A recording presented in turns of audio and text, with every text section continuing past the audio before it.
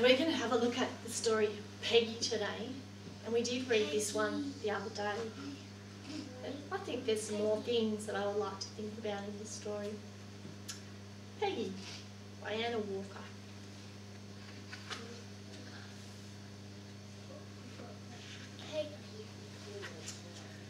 Peggy lived in a small house in a quiet street.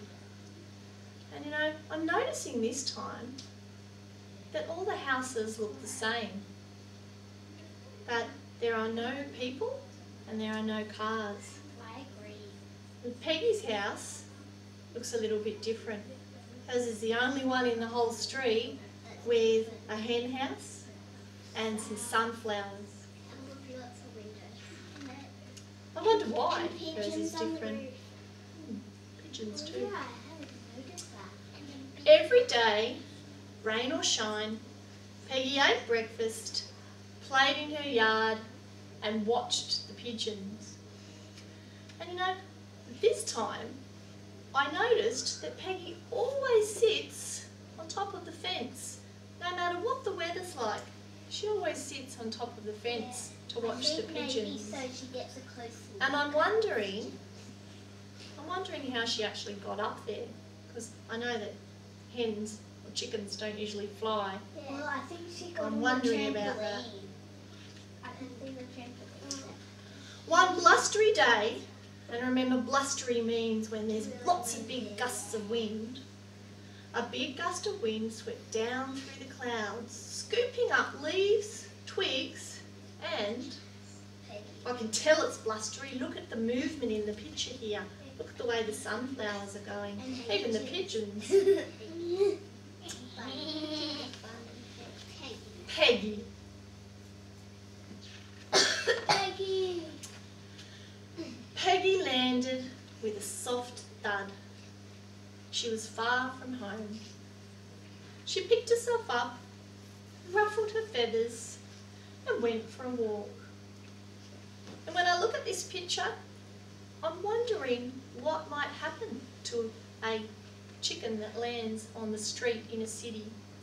I started to imagine what would happen if a chicken landed in the street outside of Coles in Helensburgh. She might be thinking, why are all the bits different to home? Usually it's the same.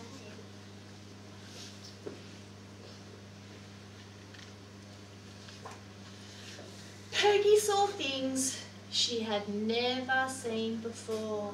Peggy. And you know, look at Peggy here. I think maybe she thinks she's spotted some friends. And I wonder if she works out that it's actually her own reflection on the TV screens, or if she thinks there's lots of hens that look like her. Peggy watched, hopped, jumped, twirled and tasted. She's having such a nice time, I can see.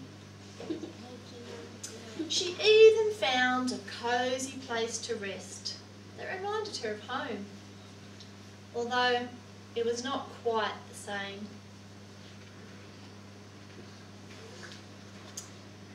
Peggy missed her home. She tried asking for directions, but people found it difficult to understand her. And I'm imagining if I was this man and a little chicken walked up to me in the city and started clucking away, I'm thinking, what would I be thinking? What would you wonder if a chicken came up?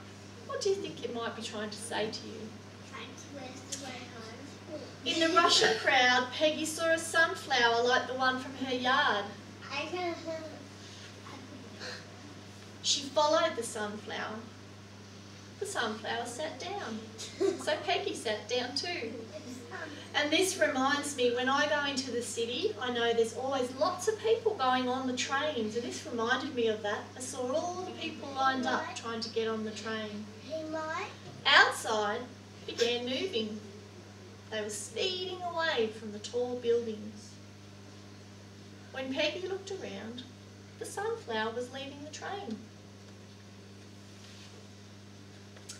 Peggy hopped out of the train, but the sunflower was gone. She watched the sky grow darker as clouds rolled by. The wind was cold. A flock of birds flew quietly overhead. It was the pigeons. And I can imagine if I was lost and lonely and a bit scared and suddenly I saw someone that I knew, I think maybe I would be feeling excited and happy, and I'm guessing that Peggy probably feels that way too.